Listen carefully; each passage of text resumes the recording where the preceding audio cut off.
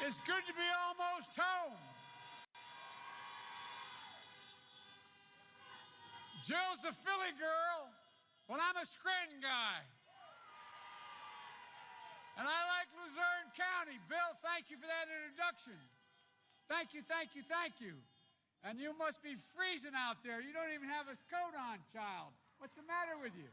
Jump in the car. Look, folks, I thank you for everything you do in the classroom, old buddy. You know, there's an expression. They always talk about the children. They're all our children. They're the kite strings that lift our national ambitions aloft. That's why teachers are so critically important, because the future's in every one of those classrooms. And so, folks, we owe our teachers a debt of gratitude, even the ones that didn't give me a great grade. I'm only joking. Look, it's good to see so many friends. Bobby Casey, one of the finest guys I've known, and Matt Cartwright, a good man. We've been friends for years. We need to send them both back. And by the way, we also need to elect Gary Wegman for the folks of next door district in the 9th. And Lee Griffin in the 12th district. And Lee, by the way, went to high school here. So welcome back, old buddy. Look, I want to thank you all and all the local and state officials who are here today, many of whom have been with us since the very beginning of this campaign. And I want to thank a guy who's been a friend for me for a long time and gone anywhere I've ever asked him. John Bon Jovi, thank you, pal. Thank you, friend. You're a national treasure. You've always captured the heart and soul of America. And folks, that's what's at stake in this election, the soul of America. 10 days left to go. As my high school and college coach used to say in football, it's go time. It's go time now. It may come down to Pennsylvania. And I want to know, I'll let you know, I believe in you. Home. Home is where your character is etched. Your values are set. Where your views of the world and your place in it begin to be formed. For me, it was 2446 North Washington Avenue in Scranton, Pennsylvania, at my grandpa's table. My grandpa was named Ambrose Finnegan. At his kitchen table, I learned a lot of basic lessons. One, money does not determine your wealth. I used to say, Joey, nobody's better than you, but you're no better than anybody else. Everybody's treated equal. Folks, the lesson that is shaped by my Catholic faith and my dad would say, Joey, a job is about a lot more than a paycheck.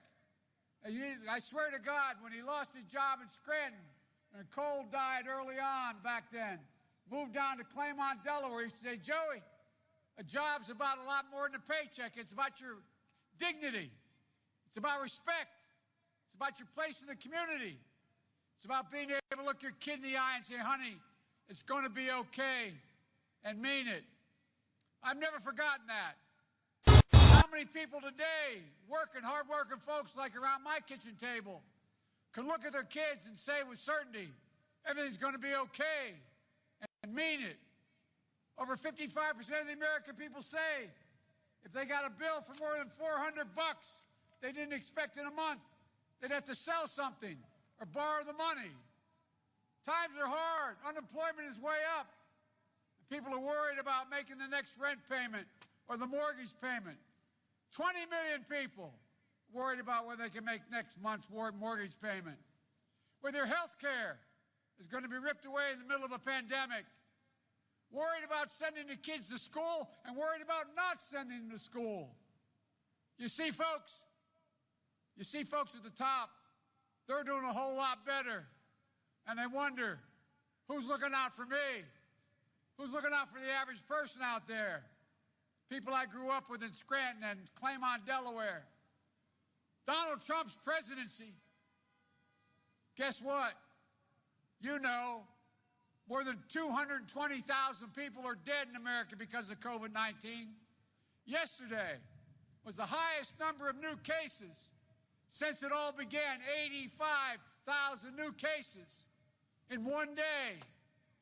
1,000 people a day dying. When he was told a while ago it passed 1,000 people a day, he looked at the camera. Remember what he said? He said, it is what it is? Well, it is what it is because he is who he is. That's why it is what it is. Yesterday was the worst day we've had. Yet, in our debate on Thursday night, Trump was still saying, we're rounding the corner. It's going away. We're learning to live with it. As I told him, we're not learning to live it, we're learning to die with it. Because he's doing nothing. And folks, there's a dark winter ahead. Experts say we're going to lose nearly 200,000 lives nationwide in the next few months if we don't step up. Because he cares more about the stock market than he does about you. Because he refuses to follow science. It's estimated.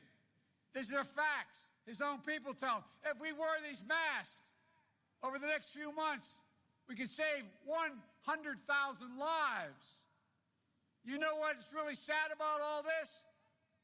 The president knew back at the end of January how deadly this virus was, and he hid it from the country. But here's what he did. You know, remember when he went on, he decided he was going to convince Bob Woodward what a smart guy he was. So he went on, yeah, smart guy. Stable genius. But folks, here's what he did. He went on record as saying that he knew how dangerous it was. Knew 7 times dangerous than the flu.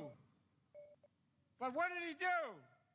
Did he tell you? Did he tell us? Did he warn the American people? No, he didn't. But he'd tell you what his administration did. They gave Wall Street heads up, according to the New York Times. He didn't tell us, but they told his Wall Street friends. That's why they made so much money by, quote, selling short, because they knew what was coming. He sold us short. That's what happened. And then he tried to claim that he didn't want to panic the American people. The American people don't panic. Donald Trump panicked. And folks, he still had no plan. All he can do is double down on his Park Avenue way of looking at the world. Before the pandemic, he handed out $1.5 trillion in tax giveaways to the super wealthy and large corporations. And now, even when 30 million Americans have lost their jobs and lost hours, he thinks the way to get the American economy back on track, and you probably don't even know this, is to give gigantic multi-million-dollar tax cuts to corporations and the wealthy. And he wants to do it again. Since the start of this pandemic, and this even startled me, according to Forbes, since the start of the pandemic, billionaires in America made another $600 billion. Actually, it's $700 billion. But Donald Trump can't get his own Republican Party to even deliver for hard-working folks. Folks, he thinks $15 an hour minimum wage is too much for essential workers. He thinks unions don't matter. He stopped overtime pay, costing hourly workers $1.2 billion last year.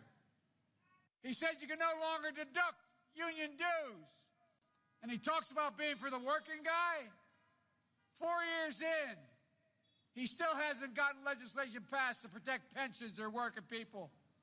Ladies and gentlemen, this guy doesn't get it. He's proposed a plan that would set Social Security, as the Social Security actuary said, would bankrupt Social Security by 2023 if you reelect him, he says. He's been weak and chaotic with China on trade. All he's ended up doing is open the doors to big banks in China for American banks to be able to do business in China. He contributed to the surge of bankruptcies and American farmers. Look, I'll do what he's unable to do. I'll lead an effective strategy to mobilize true international effort to pressure, isolate, and punish China. Folks, We've lost more manufacturing jobs in Pennsylvania and across the country than any time in recent history. And if President Trump and Republicans don't have time to deliver an economic relief for working families and small businesses, then why, in the middle of a crisis, do they have time to confirm a Supreme Court justice so they can knock out Obamacare? I'll tell you why. He wants to wipe it off the books because his nominee has said that they're going to strike down the law before she was picked. Look, if they get their way, more than 20 million of you, 20 million Americans will lose their coverage, including nearly 1 million Pennsylvanians. 100 million Americans with pre-existing conditions, including 5.3 million in Pennsylvania, will no longer be covered. Complications from COVID will become the next pre-existing conditions, allowing insurance companies to jack up your coverage. And women are going to be charged a hell of a lot more for their health care just because they're women. Look, Donald Trump thinks health care is a privilege. I think it's a right.